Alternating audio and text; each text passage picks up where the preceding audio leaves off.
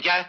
इन्हें कपड़े कहाँ से लाया? छोटे में से पैसे चुराता क्या तू? पिताजी आप तो नपतुला सौदा मंगवाते हैं और इन्हें किन्हें पैसे देते हैं। मुझे देख के वो बनिया के माथे पे 100 बल बढ़ जाते हैं। वो तो उसका एहसान है कि वो मुझे सौदा दे देता है। अरे वो तो हमारा एहसान है कि मुझसे सौदा मंगाते हैं। चोरी करके लाया क्या सब? मैंने चोरी नहीं की है, वो अमर लाया अमेरिका से सामान। अमर आया है? कागज के साथ खा रहे हैं। अरे अमेरिका का कागज पे मीठा होता है। पिताजी खबरदार पिताजी, किसी भी बैग को हाथ में लगाना। इन सामानों की मैं पहरेदारी कर रहा हूँ। एक भी चीज इधर की उधर होगी तो चोरी का इल्जाम मुझ पर आ जाएगा। तो मेरे को चोर बोला? मैंने कब चोर? मेरे को तू चोर लगता है? हट, सामान की पहरेदारी मैं करूंगा। मैं इतना बेवकूफ नहीं हूँ पिताजी। फिर कितना है? थोड़ा सा हूँ। इतना बेवकूफ नहीं हूँ जो घास के रखवाली पे घोड़े को खड़ा कर दूं। घोड़ा? तूने मेरे घोड़ा बोला? मैंने घोड़ा कब बोला? मेरे घोड़ा बोला? मैंने घोड़ा नहीं बोला। मैं गधे की औलाद हूँ। पिताजी आप सच कह रहे हैं? मैं गधे की औलाद हूँ? मुझे आज ही पता चला मैं गधे की औलाद हूँ। ये गधे का एड्रेस है क्या आपके पास? अमर कहाँ है? अमर गधे के धनराज भैया के घर गया। उन गधों क्या? नहीं उन फकीरों क्या करने गया? अब वो गधे फकीर नहीं रहे पिताजी। फिर? अब वो बड़े गधे बड़े आदमी बन गए हैं। अच्छा गधा है? नहीं कमाल है। करोड़पति खानदान की इकलौती बेटी बहू बन के आई है उनके घर में। और चंदर भी 5,000 रुपए महीना कमाता है। मुझे उन गधों से तू कितना गधा गधा बोल रहा है? मैं कहाँ बोल रहा हूँ, आप ही बोल रहे हैं। मुझे इन बातों से क्या लेना देना? लेना देना है पिताजी। अपना अमर धनराज भैया की बहन आशा को पसंद करता है। वो लोग भी अमर को बहुत चाहते हैं। आशा उनकी इकलौती बहन है। शादी में जी खोल के माल देंगे। और करोड़पति बहू भी अपनी ननद की शादी में कोई कसर नहीं उठा रखेगी। आप जल्दी से रिश्ता मांगने पहुंच जाइए पिताजी। कहीं ऐसा ना हो कि खजाने के इस नक्शे पे कोई दूसरा हाथ फेर ले। मैं कोई इतना गधा थोड़ी हूँ। तो कितने हैं? तू मेरा मजाक उड़ा रहा है? झाड़ू झाड़ू झाड़ू। ले झाड़ू मार। ये पुराना झाड़ू कहाँ से लाए? सड़क पे तो उठा के लाया हूँ। कचरा नहीं उठा लाए रास्ते से? तेरे होते हुए कचरे की क्या जरूरत? भैया भैया आज आप काम पे नहीं गए? अरे तुम ही तो कह रहे थे कि तुम रिटायर हो जाओ, तो ऑफिस वालों ने मुझे रिटायर कर दिया। बहुत अच्छा हुआ ये भैया, सच्ची बहुत अच्छा हुआ ये। क्या बात है चंदर? भाभी ये मेरी इस महीने की तनख्वाह। सुनिए, मुझे भी 500 रुपए चाहिए। तू सारे पैसे रख ले बहू, अब घर भी तो तुझे ही चलाना है। नहीं भाभी, घर तुम संभालती आई हो इसलिए तुम ही संभालोगी। अरे भाई अब तो तुम लोग अपनी भाभी को गिरस्ती से छुट्टी दे दो ताकि हमारा भी कुछ ख्याल करे। धनराज सेठ।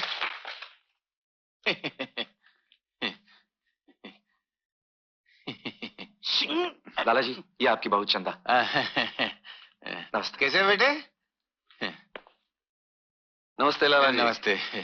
अरे ये क्या जूते आपने बगल में दबा के रखे हैं?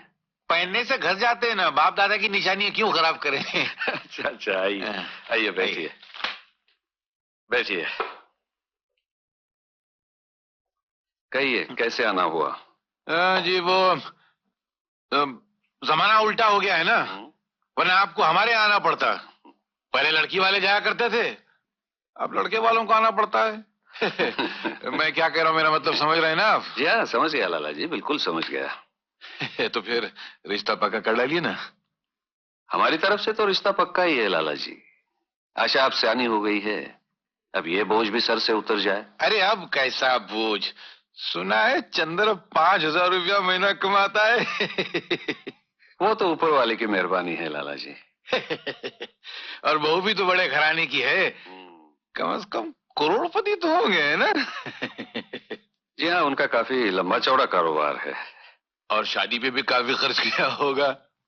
अपनी अपनी हैसियत के मुताबिक हर आदमी खर्च करता है लाला जी। हाँ और हमारी भी तो एक ही बहन है, हम अपनी हैसियत के मुताबिक कुछ न कुछ तो करेंगे। जाहिर बात है, और आपकी हैसियत किसी से कम थोड़ी है। अच्छा तो फिर मैं चलता हूँ। अच्छा पंडित जी से कोई अच्छा सा मुहूर्त निकलवा के शादी की तैयारियां शुरू करवा देता हूँ। अच्छा चाय पानी तो पीते जाइए लाला जी। अब तो रिश्तेदारी होगी, चाय पानी भी पीते रहेंगे। माफ करना, आपके दिल में जितने अरमान है वो शादी वाले दिन निकाल लीजिएगा ना। अपू चाय वाय पीकर जाइए, शाम का घर का नाश्ता बच जाएगा। अच्छा मैं चलता हूँ। नमस्ते। क्या हो? नमस्ते। मैं कुछ नहीं बोला। निकल निकल निकल। ठीक किया ना मैंने चंदर? हाँ भैया बहुत अच्छा किया, अमर बहुत अच्छा लड़का है। हाँ वो तो ठीक है, लेकिन शादी का इंतजाम कैसे होगा? अरे शादी है, नाक तो रखनी ही पड़ेगी। सब हो जाएगा भैया। गहने तुम वही डाल देंगे जो आपने मुझको दिए थे। अरे नहीं नहीं, ये कैसे हो सकता है? चंदा ठीक कहती है भैया, बाकी के ऊपर का इंतजाम भी हो जाएगा। अब आप सिर्फ शादी की तैयारी कीजिए बस।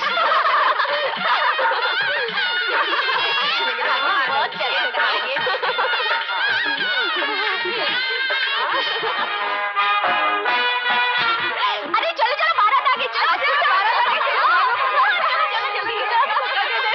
मंगलम भगवान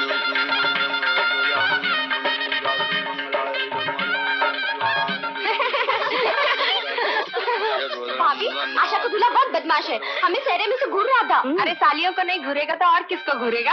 अरे साली तो आधी घरवाली होती है। कन्या को बुलाइए। सावित्री,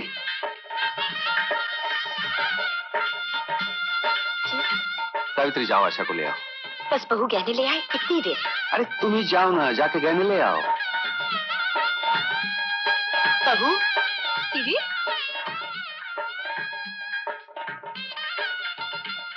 क्या बात है दीदी? वो गहने, ओह मैं तो भूल ही गई, अभी देती हूँ।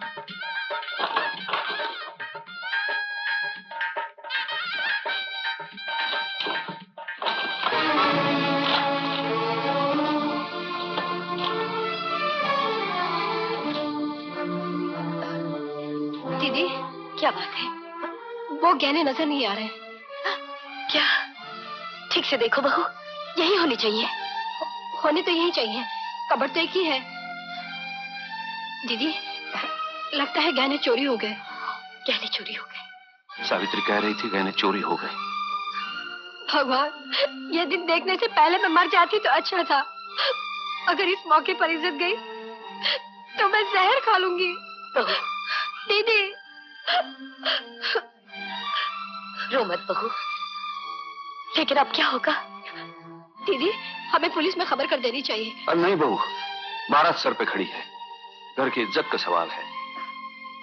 अगर आप लोग बुरा न माने तो मैं अपनी माँ के यहाँ से गहने ले आऊं? मैं अभी आई। नहीं चंदा, नहीं। कहने नहीं है तो क्या हुआ? हमारी बहन ऐसी जाएगी।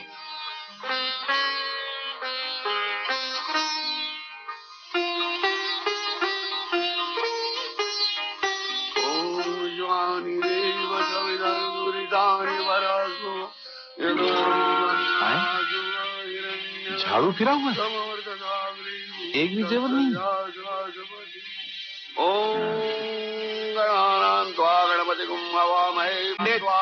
बंद करो तुम्हारा ये अंतर मंत्र तंत्र।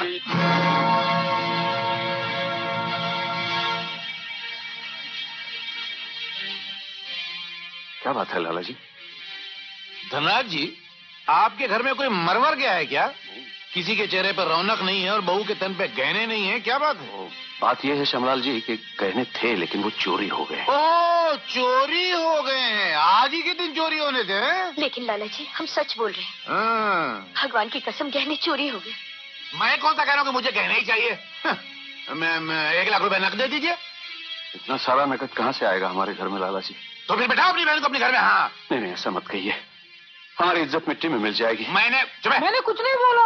मैंने कोई आपकी इज्जत का ठेका ले रखा है, और अगर आपको अपनी इज्जत का इतना ही ख्याल था तो अपनी बहन की शादी का पूरा इंतजाम करके रखना चाहिए था। आपने भी तो अपने भाई की शादी करवाई थी ना, खूब जी भर के जायज लिया होगा। वाह, लेते वक्त तो लोग हाथ फैला के लेते हैं और जब देने की बारी आती है तो हाथ पीछे कर लेते हैं। वाह, चलो उठो, ये शादी नहीं हो सकती। उठो। नहीं लाला जी, मैं आपके सामने हाथ जोड़ता हूँ, पैर पड़ता हूँ, ऐसा मत कीजिए। नहीं, ये शादी नहीं हो सकती।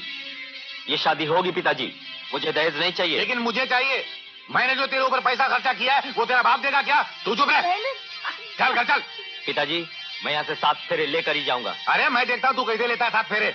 इन फकीरों से रिश्ता जोड़ने के बाद तेरा सत्यानाश हो जाएगा, याद रखना। चाहे जो भी हो, महाराज तुम मंत्र पढ़ो। नहीं अमर, माँ बाप के मर्जी के बगैर की हुई शादी शादी नहीं होती।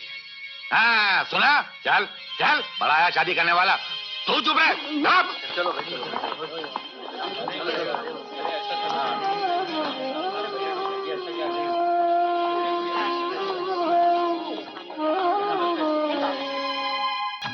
ये आपने ठीक नहीं किया पिताजी। तो तू क्या चाहता है कि मैं इन भूखे नंगों की बेटी को अपनी बहू बना के ले आता तुझे? आपके पास किस चीज की कमी है? करोड़पति बहू है उनकी, अगर वो उससे कहते तो अपनी माँ के घर से एक नहीं 10 लाख लेकर आ सकती थी। वो स्वाभिमानी लोग हैं पिताजी, मर जाएंगे लेकिन अपने संबंधियों के घर से एक पाई नहीं लेंगे। तू बेटा मेरा गुण उनके करा, तू चुप रह। मैंने क्या किया? यही तो बदकिस्मती है कि मैं आपका बेटा हूं। आप ये मत समझिए कि मैं आपके कहने से मंडप पर से उठा था। मैंने धनराज भैया की आज्ञा का पालन किया है और अब मैं ये घर छोड़कर जा रहा हूं। अपने पैरों पर खड़ा होऊंगा, कमाऊंगा और गाजे बाजे के साथ आशा को ब्याह कर लाऊंगा। मतलब एक लड़की के लिए तू बाप का घर छोड़ के जाएगा? कौन बाप, कैसा बाप? आपके लिए तो माँ बाप, भाई बहन, बेटा बेटी सब पैसा है। और अब संभाल कर रखिए अपने पैसों को। रोकिए रोकिए पिताजी, आपके 4 लाख रुपए जा रहे हैं। बीड़ी क्या पड़ोस वालों से माचिस मांग के ला। कैसा कलयुग आया है बहन, घर में जवान लड़की को बिठाकर खुद महारानियों की तरह 16 श्रृंगार किए घूमती रहती हैं।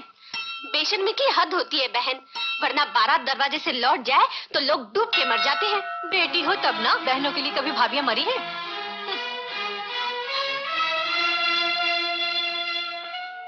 100 चूहे खा के बिल्ली चली हज को। सुना है गहने चोरी हो गए। चोरी का तो बहाना है, घर में छिपा रखे होंगे। भाइयों को भी अपनी इज्जत का ख्याल नहीं आया। अरे इज्जत गई तो क्या हुआ, गहने तो बच गए। और जो लड़की घर में बिठा के रखी है उसका क्या होगा? अरे होगा क्या, मुंह काला करके भाग जाएगी किसी के साथ, नहीं तो बांध देगी किसी लंगड़े लूले के पल्ले।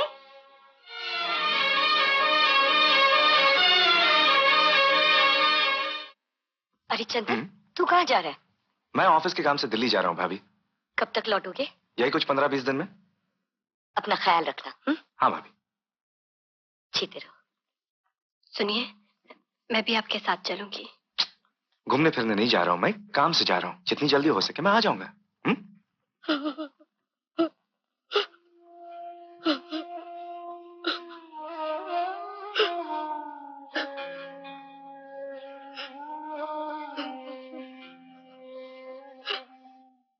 अब लोगों के ताने सुने नहीं जाते, घर से निकलना मुश्किल हो गया है।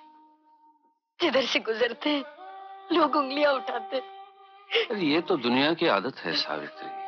उन्होंने तो सीता माता और भगवान राम पर भी उंगलियां उठाई थी। हम तुम क्या चीज हैं? भगवान पर भरोसा रखो सावित्री। अब तो मेरा भगवान पर से भी भरोसा उठ गया।